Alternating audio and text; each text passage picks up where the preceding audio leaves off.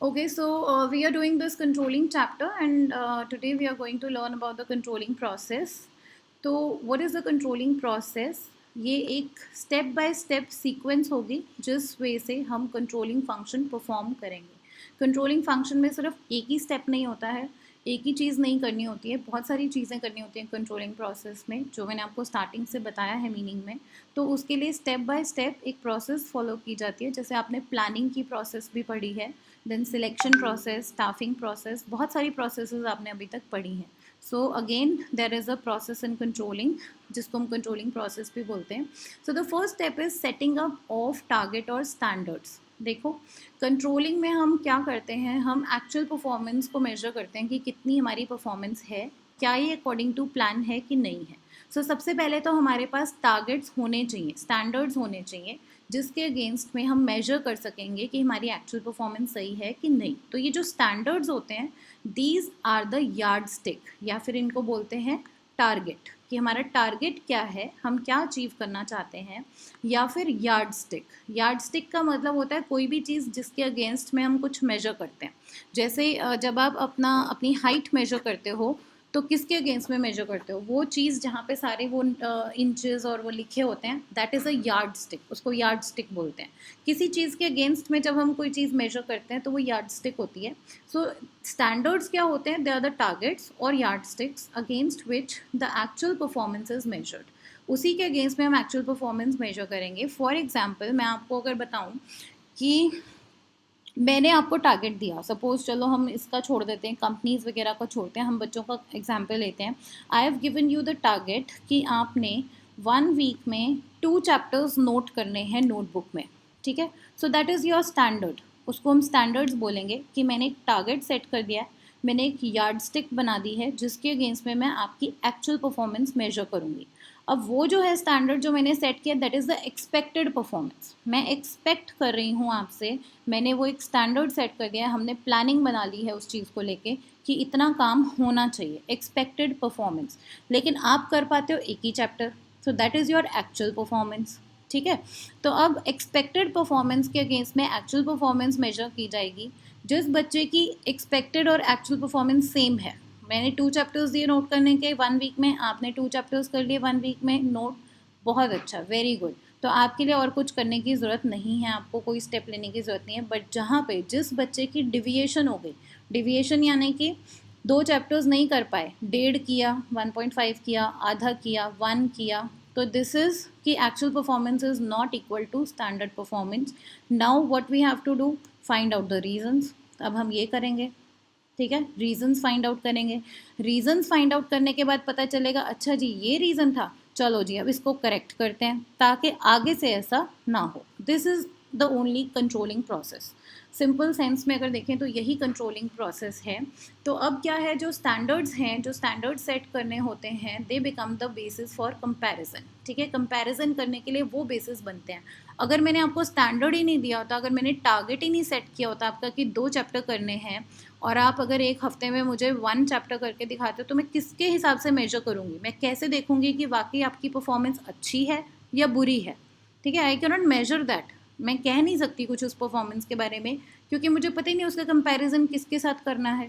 ठीक है, तो एक जब स्टैंडर्ड फिक्स करते हैं, हम स्टैंडर्ड टारगेट बनाते हैं, तो वो एक कंपैरिजन का बेसिस बन जाते हैं जिससे अगेंस्ट हम एक्चुअल परफॉर्मेंस मेजर करते हैं. तो जो स्टैंडर्ड्स बनाते हैं ना, हम जो टारगेट्स बनाते हैं, दे शुड बी अचीवेबल.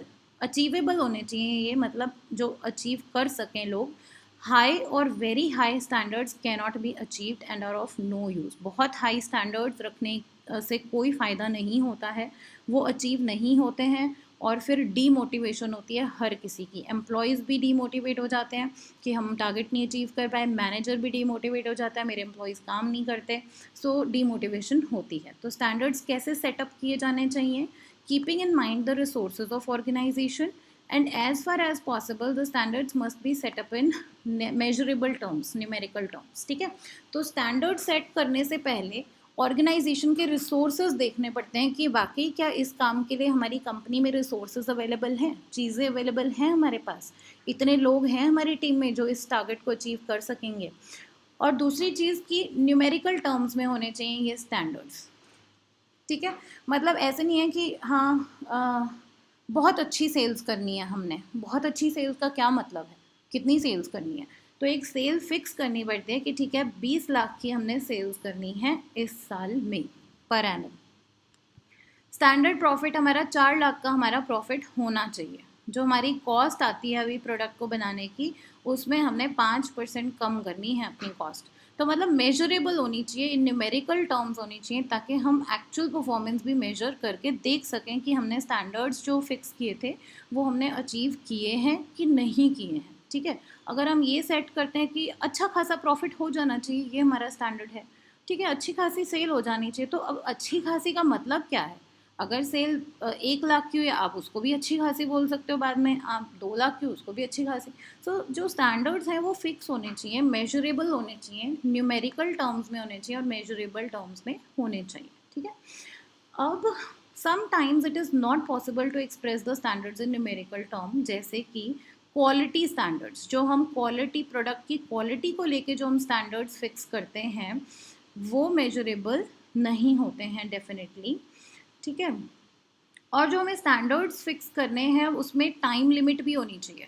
मतलब शॉर्ट टर्म के लिए हमें एज फार एज पॉसिबल हमें शॉर्ट टर्म के लिए स्टैंडर्ड्स फिक्स करने हैं। मतलब ऐसा नहीं है कि हम 5 साल के बना दें अपना टारगेट, कि 5 साल बाद हमने एक स्टैंडर्ड फिक्स किया कि हमारे पास 5 साल बाद इतने लाख प्रॉफिट होना चाहिए, 5 साल बाद हमारी सेल्स इतनी होनी चाहिए। अरे 5 साल तक तो बहुत सारी सिचुएशंस चेंज हो जाएंगी, तो वो अलग अलग सिचुएशंस में वो चीज़ मतलब फिर सूटेबल नहीं रहती है ना। तो जो स्टैंडर्ड्स फिक्स करने हैं, जो प्लान बनाना है, वो शॉर्ट टर्म के लिए बनाना है, विद इन टाइम लिमिट जो अचीव हो सके, पॉसिबल होना चाहिए। और शॉर्ट टर्म के लिए वो होने चाहिए स्टैंडर्ड्स। जो लॉन्ग टर्म स्टैंडर्ड्स हैं they must be divided into short term. अगर बहुत ज़्यादा लॉन्ग टर्म का स्टैंडर्ड भी बना लिया है, जैसे आपने देखा होगा सुशांत ने अपने लिए कितने टारगेट सेट किए होते, तो हम लॉन्ग टर्म गोल्स भी रखते हैं। उसने अपनी डायरी में कहीं लिखा हुआ था 5 साल बाद मैं चाहता हूँ कि मैंने इतनी फिल्म्स की हों, मैंने यहाँ यहाँ ये रोल्स किए हों। तो उसने भी अपने लॉन्ग टर्म स्टैंडर्ड्स फिक्स किए थे, लॉन्ग टर्म टारगेट्स फिक्स किए थे। बट उसके हिसाब से हमें शॉर्ट टर्म टारगेट्स भी फिक्स करने होते हैं कि वो लॉन्ग टर्म गोल अचीव करने के लिए मुझे अगले 6 महीने में क्या करना है और मुझे अगले साल में क्या करना है, नेक्स्ट ईयर क्या करना है। तो जो स्टैंडर्ड्स हमने सेट करने हैं वो शॉर्ट टर्म होने चाहिए। ठीक है, जैसे कि स्टैंडर्ड सेल, हमें स्टैंडर्ड सेल का मतलब है कि हमारी सेल्स इतनी होनी चाहिए। पर एनम वर्ड आपने अकाउंट्स में सीखा हुआ है, व्हाट इज पर एनम, क्या मतलब होता है पर एनम का? Per year. Yes, per year मतलब एनुअली। हाँ जी, हाँ जी, एनुअली। ठीक है, और पर मंथ मतलब मेरा कितना टारगेट हो गया। अगर मैंने अपना पर एनम स्टैंडर्ड ये फिक्स किया है कि मेरी साल में 12 लाख सेल होनी चाहिए, तो अप्रॉक्सीमेटली मेरा 1 महीने का टारगेट कितना हो गया? अगर 12 महीने में मुझे 12 लाख सेल करनी है तो मेरा 1 महीने का टारगेट कितना हो गया? 1 लाख। ठीक है, तो हाँ, तो ये शॉर्ट टर्म टारगेट्स ऐसे मेरे दिमाग में होनी चाहिए। अगर मैं 1 महीने में 1 लाख का टारगेट नहीं अचीव कर पा रही, तो हाउ इज़ इट पॉसिबल कि मैं साल में 12 लाख का टारगेट अचीव कर लूँगी? नहीं पॉसिबल होता। तो शॉर्ट टर्म टारगेट्स होने चाहिए ताकि शॉर्ट टर्म में ही हमें पता चल जाए कि क्या हम टारगेट मीट विद कर पा रहे हैं। अगर नहीं कर पा रहे तो या तो हमें अपने टारगेट्स चेंज करने पड़ेंगे अगर वो रियलिस्टिक नहीं है, या फिर हमें अपनी स्ट्रैटेजीज चेंज करनी पड़ेंगी, करेक्टिव मेजर्स लेने पड़ेंगे, सो दैट हम as per plan targets achieve कर सकें। ठीक है, तो ये हो गए, हमें शॉर्ट टर्म स्टैंडर्ड्स फिक्स करने चाहिए। कुछ स्टैंडर्ड्स के कुछ एग्जांपल्स दे रखे हैं, अलग अलग फंक्शनल एरियाज़ में अलग अलग स्टैंडर्ड्स होते हैं। जैसे कि अगर प्रोडक्शन में कोई अपना टारगेट फिक्स करेगा तो किस तरह से फिक्स करेगा? टारगेट प्रोडक्शन क्या है? 10,000 यूनिट्स पर मंथ, मतलब 1 महीने में हमें 10,000 यूनिट्स प्रोड्यूस करने हैं। अब प्रोड्यूस करना है कोई भी चीज़ तो उसकी कॉस्ट भी आती है, तो एक स्टैंडर्ड कॉस्ट भी फिक्स कर ली। पर यूनिट कितनी कॉस्ट पड़नी चाहिए? 10 रुपये। एक प्रोडक्ट जो मेरा है वो 10 रुपये में बनना है। वेस्टेज ऑफ रिसोर्सेज नहीं होना चाहिए, उसको कम करना है मुझे बाय 5%। वेस्टेज 5% से कम करनी है मुझे। और reduction in defective production from 10% to 5% by the end of the year. ये ऐसे ऐसे टारगेट सेट होते हैं प्रोडक्शन डिपार्टमेंट में। कभी आप अगर आगे जाके काम करोगे अपनी ज़िंदगी में तो आपको ऐसे ऐसे टारगेट सुनने को मिलेंगे। अच्छा, हमारा टारगेट ये है, हमने 10,000 यूनिट्स प्रोडक्ट बनाने हैं, हमारी एक स्टैंडर्ड कॉस्ट ये होनी चाहिए, हर प्रोडक्ट की कॉस्ट 10 रुपये होनी चाहिए ताकि उसे हम 15 में बेचें, 5 रुपये का हमें प्रॉफिट हो। ठीक है, आकृति थोड़ी आपकी साइड से प्रॉब्लम हो सकती है बच्चे, यहाँ तो सिग्नल प्रॉपर है, थोड़ा सा मूव करके देखो अपने घर में इधर उधर। Okay, so reduction in wastage. अब देखो जब प्रोडक्शन डिपार्टमेंट में आप होगे या फिर कोई प्रोडक्शन डिपार्टमेंट में होता है, तो जो रिसोर्सेज को यूज़ कर रहा है, प्रोडक्शन कर रहा है, तो वहाँ पे वेस्टेज भी तो होती है ना रिसोर्सेज की, कई रिसोर्सेज की वेस्टेज भी होती है, तो उसको कम करना है, ये भी एक टारगेट होता है, ये भी स्टैंडर्ड होता है। अच्छा, डिफेक्टिव प्रोडक्शन भी होती है, ज़रूरी नहीं है कि मशीन भी जो बनाएगी वो सारे प्रोडक्ट्स बहुत अच्छे ही बनते हैं, कुछ प्रोडक्ट डिफेक्टिव भी बन जाते हैं। तो वो जो डिफेक्टिव प्रोडक्शन होती है उससे हमारी कॉस्ट ज़्यादा हो जाती है, मतलब हमारा रॉ मटेरियल तो वेस्ट हो गया ना, उस पर हमारी कॉस्ट तो पड़ गई उसको बनाने की, लेकिन वो प्रोडक्ट डिफेक्टिव बना है तो अब वो बिकेगा तो है नहीं, तो वो वेस्ट गया हमारा। तो वो डिफेक्टिव प्रोडक्शन को हमने कम करना है, अगर वो 10% हो रही है हमारी, तो अब 5% होनी चाहिए अगले साल तक। तो इस तरह के हमारे स्टैंडर्ड टारगेट्स होते हैं। तो मैंने बहुत आपको एक्सप्लेन करके बताया अच्छे से पॉइंट, कि setting up the standards first point होता है कंट्रोलिंग प्रोसेस में। अब जी स्टैंडर्ड सेट हो गए, ठीक है, स्टैंडर्ड्स हमने सेट कर लिए, ऐसे मार्केटिंग फंक्शन में ये स्टैंडर्ड्स होते हैं, यू कैन गो थ्रू, अगर आपको नहीं पता चलता है तो आप पूछ लेना, ठीक है। सो सेकेंड स्टेप क्या हो गया, अब मेजरिंग ऑफ परफॉर्मेंस। क्या होगा अब इसमें, क्या समझ में आ रहा है आपको, स्टेप के नाम से क्या पता चल रहा है, क्या करेंगे अब?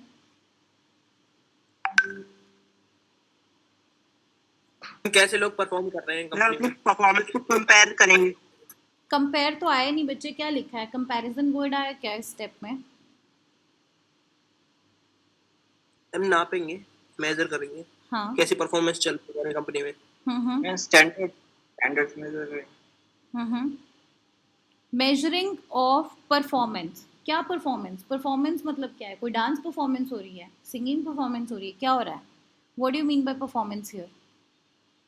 Production performance. हाँ, सिर्फ प्रोडक्शन प्रोडक्शन नहीं, हाँ सिर्फ सेल्स प्रोडक्शन में या नहीं, फिर बिल्कुल बिल्कुल, हर चीज़ की परफॉर्मेंस, हर एम्प्लॉय की परफॉर्मेंस, जो भी कंपनी में काम कर रहा है एम्प्लॉय, उसकी परफॉर्मेंस की बात हो रही है यहाँ, ठीक है। तो उसकी परफॉर्मेंस अब क्या करनी है, what is the word here, क्या करना है उसकी परफॉर्मेंस को? मेजर। बाकी सब बच्चे सो गए हैं क्या? I want to hear every one.